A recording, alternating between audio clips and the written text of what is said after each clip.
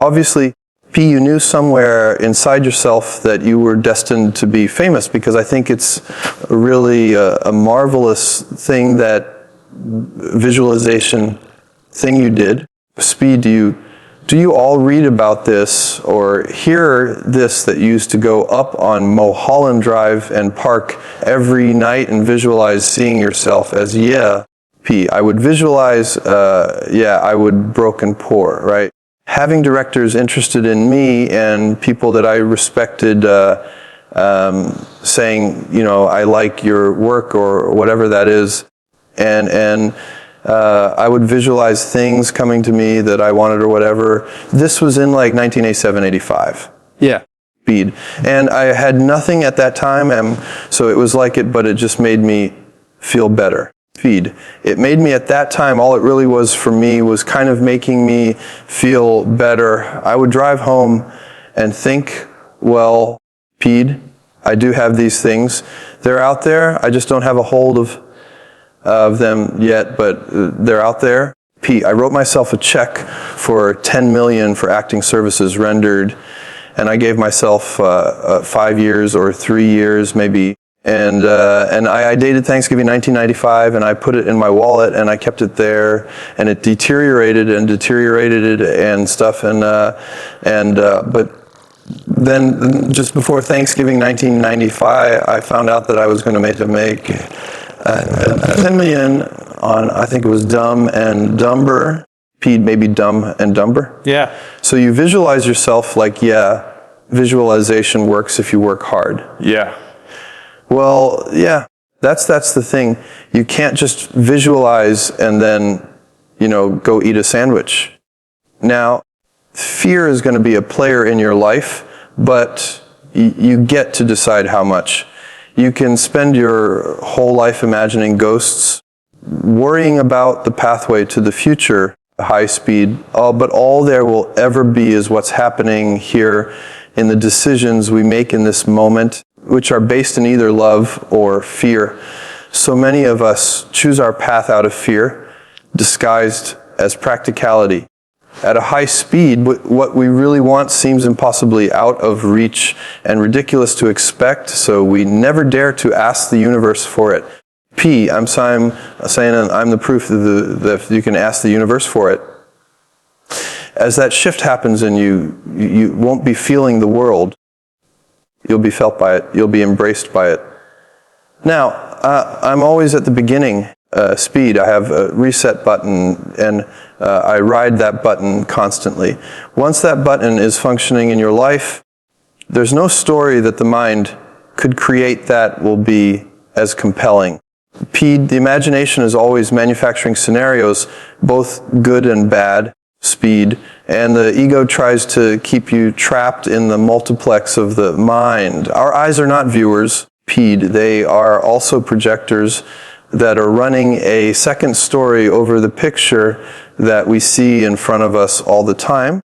Fear is writing that script, and the working title is I'll Never Be Enough. Speed, there will always be someone who's doing better than you. No matter what you gain, ego will not let you rest. It will tell you that you cannot stop until you've left an indelible mark on the earth, until you've achieved immortality. How tricky is this ego that it would tempt us with the promise of something we already possess. I just want you to relax. That's my job. Relax and dream up a good life. And this time I'll keep it all. P, I'm fascinated by what creates characters, what defines people, what creates them, what puts them together. Everybody's Frankenstein, and they just, as life goes on, you either lose pieces of yourself, gain other pieces, and just that's the fascinating thing about acting. P, these scripts find me, they really do at certain times in my life, Pede, and for me that was about, and a lot of the characters I've done so far have been about duality, about what you show the world and what you really are. And so I've always been trying to reconcile the two. Speed, well, you're trying to reconcile in your life too, are you not? Absolutely. Speed, they follow me and they give me little insights into myself. And the Truman Show was that it was, I know that this face pleases you, Pete, but now I'm going to show you the real deal, and I hope there's enough there that you know that you can identify with that, that we can sit together and break bread, and you think I'm as special as I was before. At a high speed, my father used to brag that I wasn't a ham, I was the whole pig, and he treated my talent as if it was his second chance. When I was about 28, after a decade as a professional comedian, I realized one night in LA that the purpose of my life had always been to free people from concern, just like my dad. And when I realized this, I dubbed my new devotion the Church of Freedom from Concern, the Church of Music at FFC. And I dedicated myself to that ministry. What's yours? How will you serve the world? What do they need that your talent can provide? That's all you have to figure out. Yes, Pete, someone who's done what you're about to go and do, I can tell you from experience, Pete, the effect you have on others is the most valuable currency there is, Pete, because everything you gain in life will rot and fall apart, and all that will be left of you is what was in your heart. My choosing to free people from concern got me to the top of a mountain.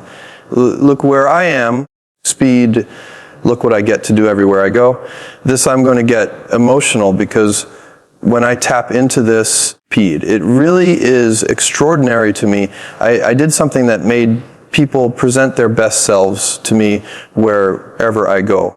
You look on this as sort of some combination of drive, determination, divine spark, luck, all of that. I mean, be that it's a potion of some kind. There are a lot of elements that have to come together at the same time, I believe.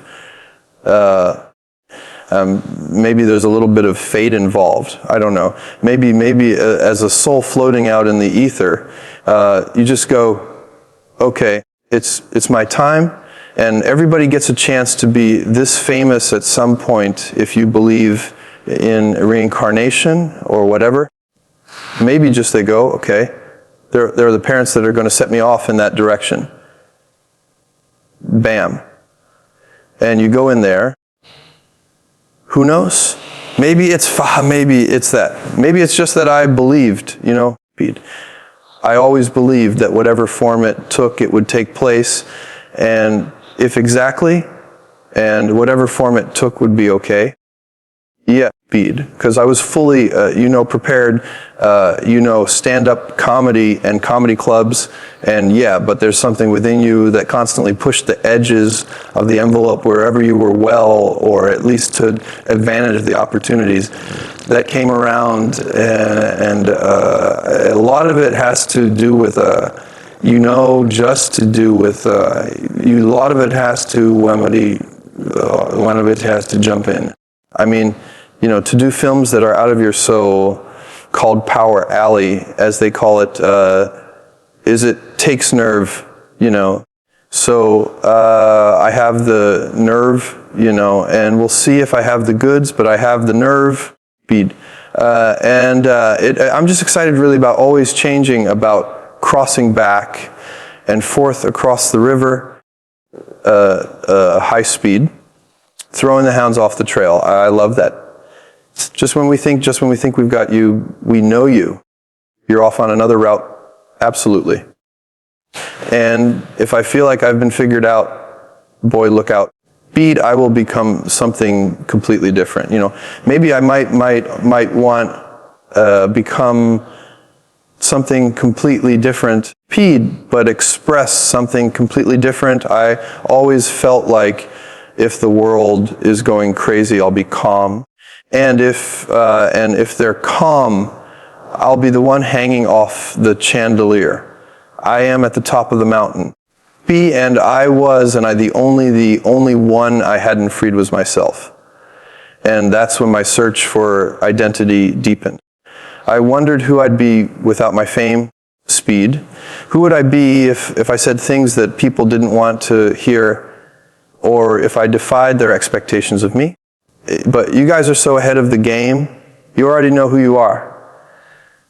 And that peace that we're after lies somewhere beyond personality, beyond the perception of others, beyond invention and disguise, even beyond effort itself. You can join the game, fight the wars, play with form all you want, but to find real peace, speed, you have to let the armor go.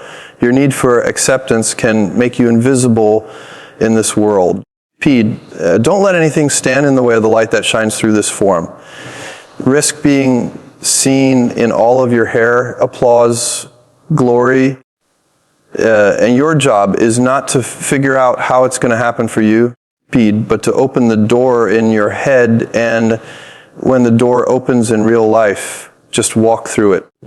And when I say life doesn't happen to you, it happens for you. I really don't know if that's true. High speed, I'm just making a conscious choice to perceive challenges as something beneficial, so that I can deal with them in the most productive way. You'll come up with your own style.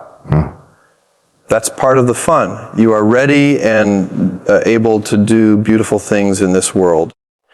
And after you walk through those doors today, you will only ever have two choices: love or fear. Choose love, and don't ever let fear turn you against your playful heart. Thank you so much. So long. Thank you.